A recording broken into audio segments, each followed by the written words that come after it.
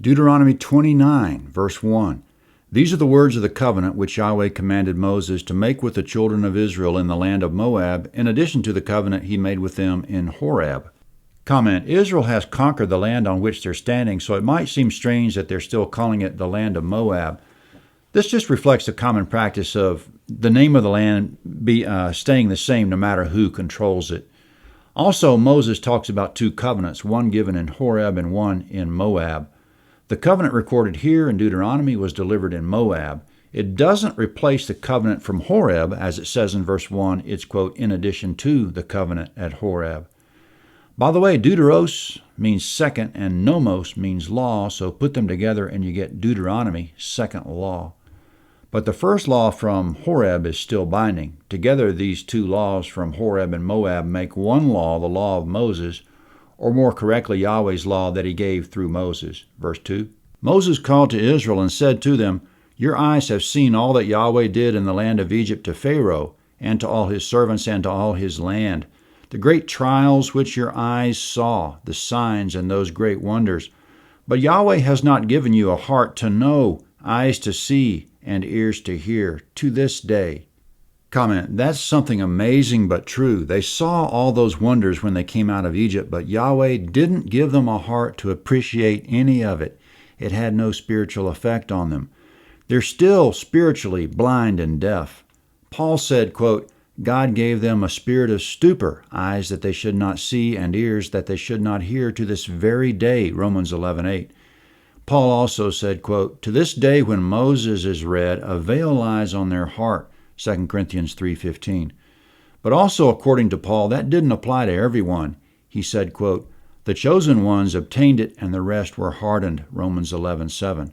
Moses says, verse 5, I have led you 40 years in the wilderness. Your clothes have not grown old on you, and your shoes have not grown old on your feet. Comment: there's another notable thing. In 40 years, Yahweh preserved their clothing and shoes like new. It's been going on for so long that when the clothes and shoes start finally wearing out in the Promised Land, they're going to be surprised. It's going to be a new thing for them. Verse 6, You have not eaten bread, neither have you drunk wine or strong drink, that you may know that I am Yahweh your God. Comment: they've only had manna and water for the most part, quote, that you might know that I am Yahweh your God, end quote. Scarcity can bring us closer to God. Verse 7, When you came to this place, Sihon the king of Heshbon and Og the king of Bashan came out against us to battle, and we struck them. We took their land and gave it for an inheritance to the Reubenites and to the Gadites and to the half-tribe of the Manassites. Comment: 2.5 tribes have their land already. Verse 9, Therefore keep the words of this covenant and do them, that you may prosper in all that you do. All of you stand today in the presence of Yahweh your God. Comment: everyone is standing listening to the law being read. Moses' discourse started in chapter 1 of Deuteronomy, and it won't end until chapter 31. He didn't necessarily deliver it all in one session, but he could have. It would have taken about 2.5 hours. There are so many Israelites, he might have delivered it multiple times to smaller groups so that everyone could hear, or he might have written copies to be read aloud by other people.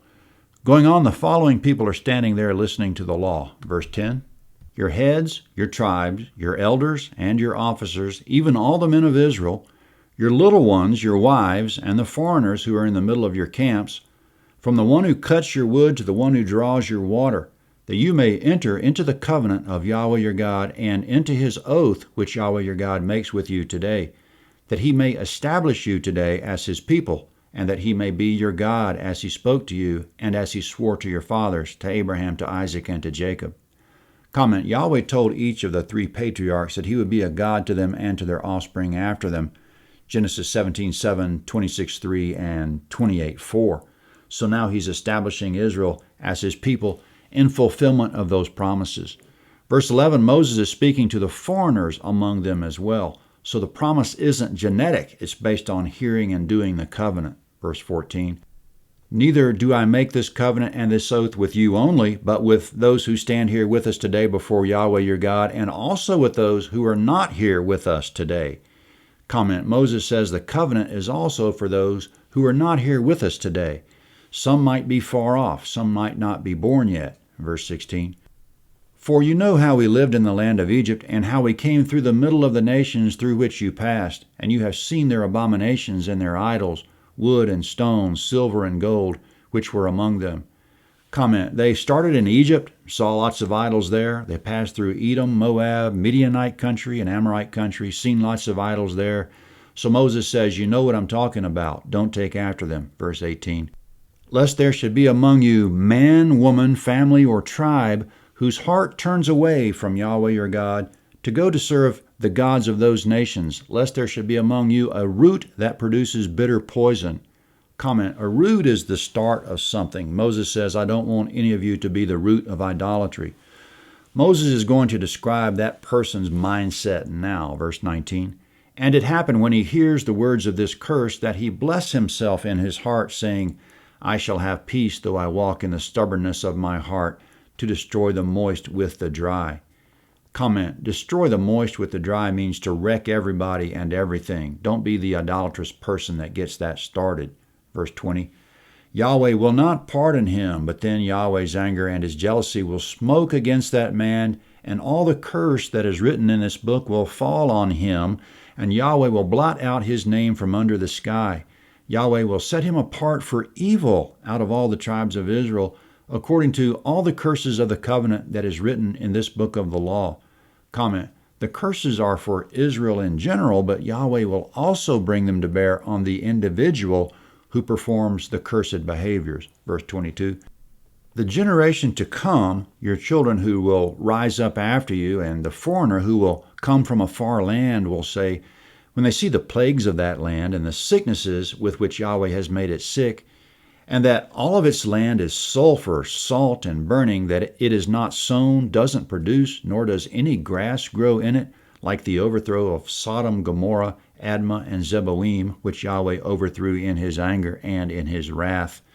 Comment, Yahweh is describing the valley of the Dead Sea before and after he destroyed Sodom, Gomorrah, Admah, and Zeboim. It was green and lush beforehand, Genesis 13:10, but barren afterward, all the way up to modern times. This is what Yahweh will do to the promised land if Israel breaks the covenant. Verse 23, it won't produce crops or even grass. Verse 24, even all the nations will say, why has Yahweh done thus to this land? What does the heat of this great anger mean? The men will say, because they abandoned the covenant of Yahweh, the God of their fathers, which he made with them when he brought them out of the land of Egypt, and went and served other gods and worshipped them, gods that they didn't know and that he had not given to them. Comment, of all the laws, the law against idolatry is the most basic. Verse 27, therefore Yahweh's anger burned against this land to bring on it all the curses that are written in this book. Yahweh rooted them out of their land in anger, in wrath, and in great indignation, and thrust them into another land as it is today. Comment, now a fascinating verse to close out the chapter, verse 29. The secret things belong to Yahweh our God, but the things that are revealed belong to us and to our children forever, that we may do all the words of this law. Comment, Moses says there are a lot of things we don't know, a lot of things Yahweh hasn't told us. Those things belong to him. He keeps secrets that aren't any of our business. But we know this much. We know the law. He's revealed it to us. Therefore, we are responsible to keep it. That's the chapter. Deuteronomy 30 is next at landofhavilah.net. Deuteronomy 30.